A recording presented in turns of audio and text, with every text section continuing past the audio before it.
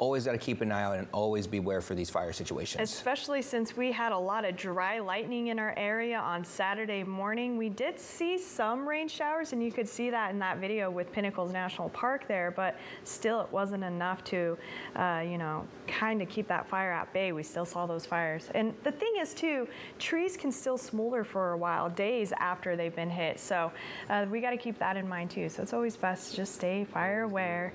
Yes, especially since we really are in our dry months. Our storm season really doesn't kick off until November. So we still got a little ways to go before we actually start to see moisture in our area, other than that morning drizzle, which we are getting a little bit of once again this morning. Trough low pressure is still hanging out with us today. In fact, temperatures across the area are going to be a cooling down yet again. Inland, we'll probably see a cool down anywhere between 3 to 5 degrees. For our coastal areas, we're cooling down because we're going to see more clouds around the coast this afternoon. And that is more thanks to the winds we have moving in our direction. They'll be coming more out of the south, plus we have a stronger onshore flow. This changes a little bit as we head into tomorrow.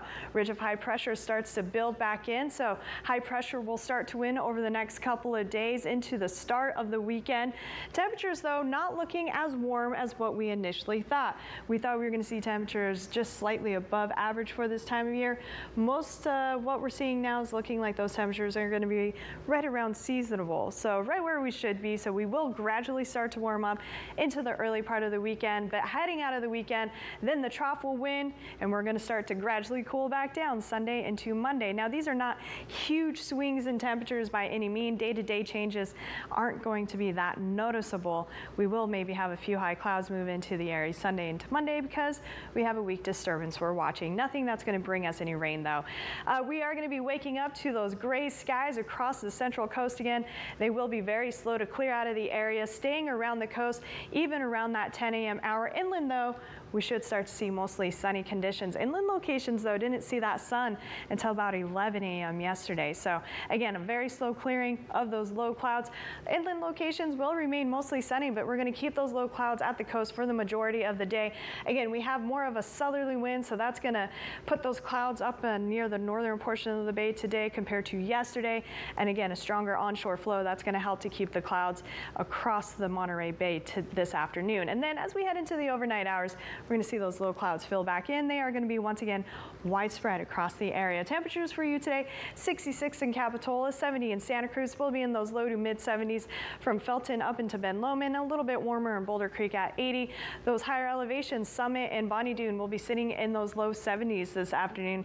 Heading down the coast, again, it is going to be a cooler day for our coastal areas. We're going to be sitting mainly in those low to mid 60s, 66 for Watsonville, 67 in Salinas, 70 for the San Juan Bautista, mid 70s for Hollister. Santa Clara Valley will be in those upper 70s to low 80s. Monterey Peninsula, you're going to be another cool day today. So again, if you have those plans around the coast, a jacket, a light jacket, definitely handy for this afternoon. We're going to be in those low 60s. Most of the peninsula, though, will be in those mid 60s, 66 for Monterey. In the Salinas Valley, temperatures are going to be mainly in those 70s, even around King City in those upper 70s. But we will have some warmer temperatures in those upper 80s for Bradley, Parkfield, San Antonio Valley. Pinnacles National Park will be in those mid 80s. Along the Big Sur coast, you can expect temperatures in those low 70s.